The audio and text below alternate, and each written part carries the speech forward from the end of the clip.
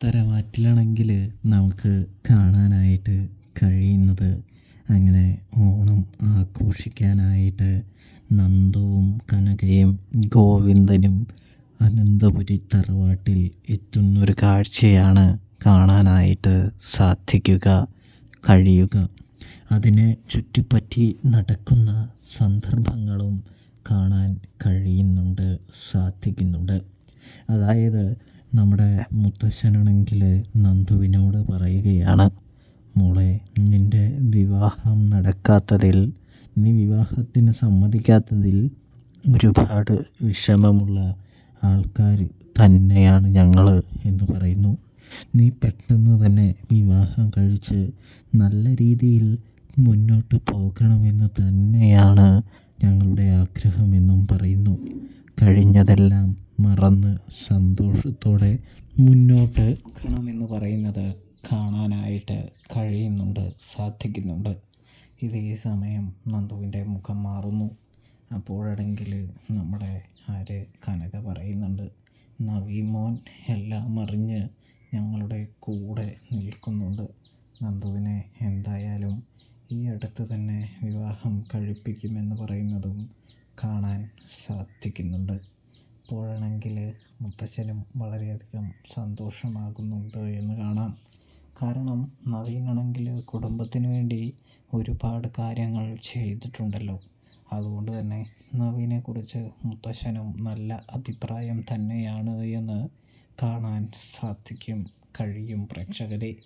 കൂടാതെയാണെങ്കിൽ നമ്മുടെ ജലജയും കൂടാതെ ജാനകിയും ചേർന്ന് അനിയോട് പറയുകയാണ്, നീയെങ്ങാനും അവളുടെ അടുത്തേക്കെങ്ങാനും മിണ്ടാനോ പറയാനോ പോയി കഴിഞ്ഞാൽ നീ ശരിക്കും എൻ്റെ സ്വഭാവം അറിയുമെന്ന് പറയുന്നത് കാണാൻ സാധിക്കുന്നുണ്ട്. അതായത് നിൻ്റെ ഉണ്ടല്ലോ അവളുടെ അച്ഛനും അമ്മയില്ലേ, അവരെ ഞാൻ നാണം കെടുത്തി ഇറക്കി വിടുമെന്ന് പറയുന്നത് കാണാം.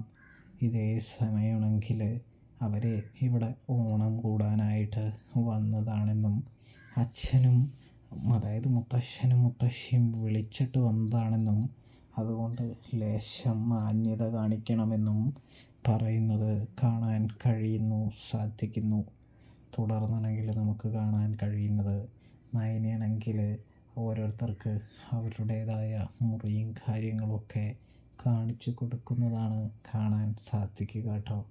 എന്നിട്ട് പറയുന്നുണ്ട്, അച്ഛന് വേറൊരു മുറി അവിടെ അറേഞ്ച് ചെയ്തിട്ടുണ്ടെന്നും കൂടാതെ തന്നെയാണെങ്കിൽ നിങ്ങൾ രണ്ടുപേരും ഇവിടെ കിടന്നോളൂ എന്നൊക്കെ പറഞ്ഞ് നയന ഇങ്ങനെ പറഞ്ഞുകൊണ്ടിരിക്കുന്ന സമയം ഒരു വലിയ വെല്ലുവിളിയായിട്ട് നമ്മുടെ ജാനകിയും ജലജയും എത്തുകയാണ്.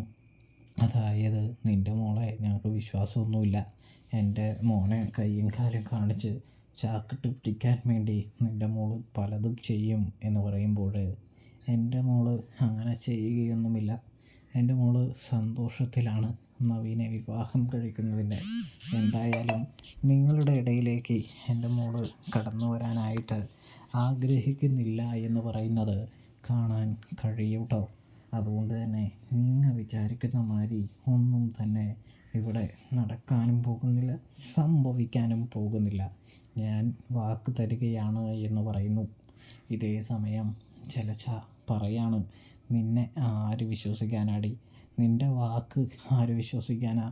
ഗോവിന്ദൻ പറയുകയാണെങ്കിൽ പിന്നെയുമുണ്ട് എന്ന് പറയുമ്പോൾ, അതെ, നിങ്ങൾ ചെയ്ത പ്രവൃത്തിക്ക് നിങ്ങളുടെ അടുത്ത് വർത്തമാനം പറയാൻ പോലും എൻ്റെ അമ്മയ്ക്ക് സാധ്യമല്ല.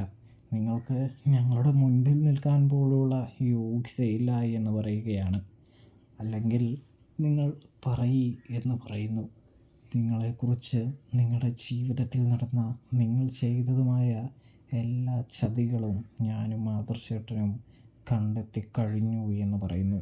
നിങ്ങൾക്ക് ഇവിടെയല്ല, ഇവിടെ ആരുടെ മുൻപിൽ നിൽക്കാനുള്ള യോഗ്യതയില്ല എന്ന് പറയുന്നത് കാണാനായിട്ട് സാധിക്കുന്നുണ്ട്. ഇതേ സമയം നിങ്ങൾക്ക് വല്ലതും പറയാനുണ്ടോ എന്ന് ചോദിക്കുകയാണ്. അപ്പോഴേക്കും ജാനകി പറയുന്നുണ്ട്, നീ എന്താ ജലജേ മിണ്ടാതെ നിൽക്കുന്നത് എന്ന് ചോദിക്കുമ്പോൾ, അല്ല, ഇവളുടെ അമ്മയും അച്ഛനും വാക്ക് തന്നിട്ടുണ്ടല്ലോ, നമുക്ക് നോക്കാം എവിടം വരെ പോകുമെന്ന്. എന്തായാലുമേ നമുക്കിപ്പോൾ പോകാമെന്ന് പറയുന്നു. അതെ, അപ്പച്ചി ഒന്ന് നിന്നേ. മര്യാദയ്ക്കല്ലെങ്കിൽ എല്ലാ സത്യവും വിളിച്ചു പറഞ്ഞ് അപ്പച്ചിയെ നാണം കെടുത്താൻ ഞങ്ങൾക്ക് ഒരു മടിയുമില്ല എന്ന് നയന പറയുന്നത് കാണാൻ കഴിയുന്നുണ്ട്.